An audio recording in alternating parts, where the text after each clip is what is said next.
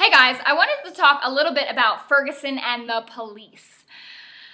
I hope that you're not too tired of the topic yet, but I really just didn't want to miss my opportunity to chime in on the issue. So now I know that evidence is still coming out, the facts, the logistics, things like that. Investigation is ongoing and, there's still a lot of questions that haven't been answered. It'll be like that for a while.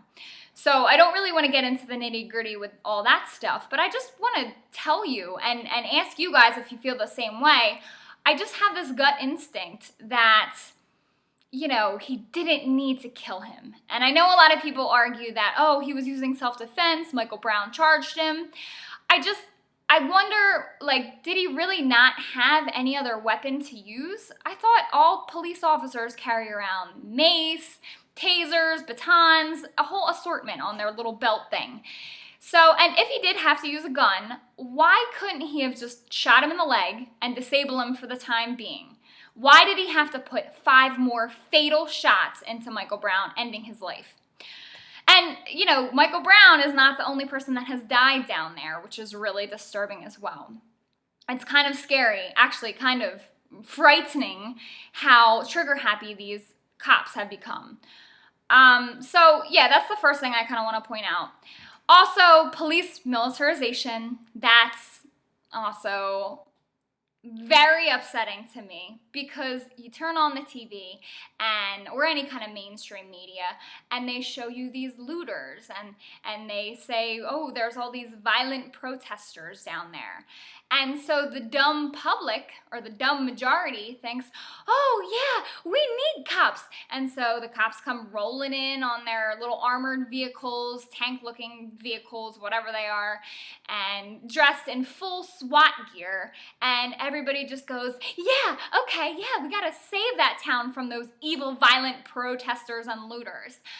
And so it's just another way that the government is pushing this agenda forward by using this crisis. So that's really disturbing. I've seen a lot of chatter about that in social media and just in conversations in my real life too.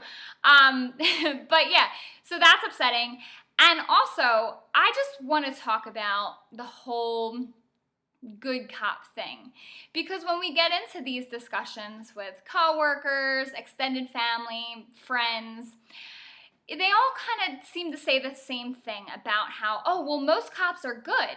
99% are good. It's really only a small percentage that are bad in doing these things. When really, I don't know if I would call the 99% good per se. Because I'm sure, like me, you've seen lots of articles, evidence, videos of cops just beating the crap out of people, shooting dogs, doing all sorts of violent acts. And in a lot of those videos, there's a whole group of other cops just standing around. And I want to challenge those people and say, if they were really good cops, why aren't they pulling him back, disarming him, reporting it, videotaping him, arresting him? And we really don't see a whole lot of that going on. I mean, if you're like me, you definitely see more bad cop stories than good cop stories. Good cops arrest bad cops. I actually made a meme about that this week. Yeah, amateur hour, I know.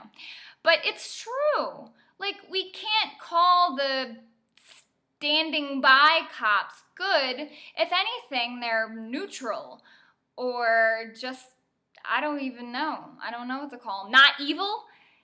But, I mean, when you really start to think about it, though, no, they kind of are evil too because they're letting the evil guys get away with it by passively standing by. So you can actually argue that those guys are evil too for not taking action and doing anything about it.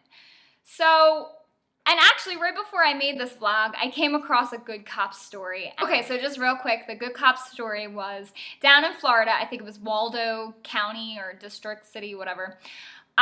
These 2 cops report their chief guy, the guy that's in charge, for enforcing quotas. He has frequently told them, you know, you got to get 12 tickets in these 12 hours or else you'll get disciplinary action, blah, blah, blah.